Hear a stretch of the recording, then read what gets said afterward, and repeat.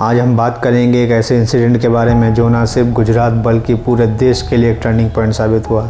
आपने शायद सुना होगा 2002 का गोधरा हत्याकांड। ये एक ऐसा घटना था जिसका शुरुआत एक ट्रेन के S6 कोच में हुआ, लेकिन इसका इम्पैक्ट पूरे देश में महसूस किया गया।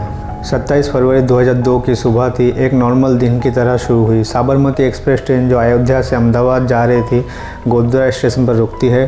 ट्रेन में लगभग 1700 पैसेंजर, जिसमें मेजॉरिटी कर सेवक और तीर्थयात्री शामिल थे। सब कुछ नॉर्मल डे की तरह लग रहा था, लेकिन सुबह के लगभग 7:43 पर एक ऐसी घटना हुई जिसने सबके होश उड़ा दिए। रिपोर्ट के मुताबिक बताया जा रहा है कि एक भीड़ ने ट्रेन के S6 कोच को टारगेट किया। पेट्रोल से सोखे कपड़े का यूज़ करके कोच के अंदर आग लगा दी गई। इस आग में 59 लोग, जिसमें 25 महिला और 25 बच्चे भी शामिल थे, जिंदा जला दिए गए। आप सोचिए, एक ट्रेन जो लोगों के एक सफ़र का ज़रिया थी, कैसे एक मौत का कब्रिस्तान बना दिया गया।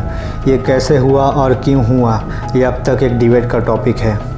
गोधरा कांड के बाद गुजरात में एक बहुत तेज़ टेंशन फैल गया। पूरे राज्य में दंगे शुरू हो गए और इसका इम्पैक्ट लंबे समय तक महसूस किया गया। अब सवाल ये उठता है कि ये क्या एक प्री प्लान्ड कंस्पिरेसी था या एक्सीडेंटल मॉब वायलेंस।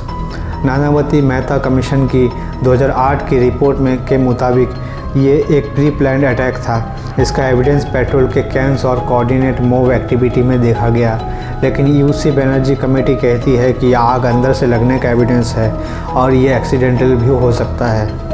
गोधरा कांड के तुरंत बाद गुजरात गवर्नमेंट ने इस केस की जांच के लिए SIT बनाई। SIT के फाइंडिंग के अकॉर्डिंग अटैक में 1500 लोगों की भीड़ शामिल थी। भीड़ ने स्टेशन के आसपास से पेट्रोल को कलेक्ट किया। भीड़ में कुछ स्पेसिफिक लीडर्स के भी इन्वॉल्वमेंट के भी इंडिकेशन मिले हैं। 2002 में गुजरात के चीफ मिनिस्टर नरेंद्र मोदी ने नानावती शाह कमीशन बनाया। इस कमीशन ने कंक्लूड किया कि गोधरा के इंसिडेंट पर एक प्री प्लान था, जिसमें कुछ लोगों ने जानबूझकर टेंशन क्रिएट किया। लेकिन एक और रिपोर्ट यूसी बनर्जी कमेटी जो 2004 में बनाई गई, इसे एक एक्सीडेंटल का नतीजा कहती है। ये कन्फ्लिक्टिंग रिपोर्ट ने कन्फ्यूज़न और ज़्यादा बढ़ा दिया। गोधरा कांड के बाद जो हुआ वो और भी हार्ट ब्रेकिंग था। 28 फरवरी 2002 से गुजरात में राइट शुरू हो गए।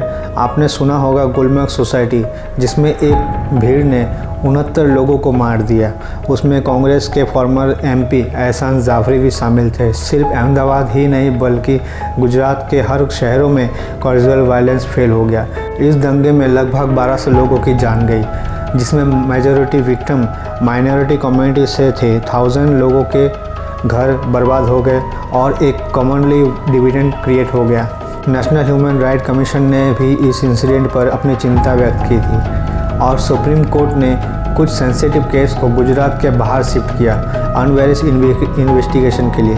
अब बात करते हैं जस्टिस की। इस केस में SIT कोर्ट ने 2011 में 31 लोगों को गिल्टी ठहराया। 11 को फांसी की सज़ा और 20 को उम्र कैद मिली। फिर गुजरात कोर्ट ने फांसी की सज़ा को उम्र कैद में कन्वर्ट कर दिया, लेकिन अब भी लोग मानते हैं कि जस्टिस पूरी तरह से नहीं मिला। एक और बात जो इस केस को कॉम्प्लेक्स बनाती है वो है पॉलिटिक्स और मीडिया का रोल। अलग अलग पार्टीज़ और अलग अलग ऑर्गेनाइजेशन ने अपनी कहानी बनाई। इस वजह से सच्चाई तक पहुंचना और मुश्किल हो गया। लेकिन हमें ये समझना होगा कि ऐसे इंसिडेंट पर सबसे ज़्यादा नुकसान किसका होता है, हमारे समाज का या हमारे देश का या हमारा। गोधरा कांड और इसके बाद के राइट्स एक पेनफुल चैप्टर हैं, लेकिन हमें इससे एक सबक सीखना चाहिए। शांति और समझदारी के बिना हम एक बेटर फ्यूचर भी नहीं बना सकते।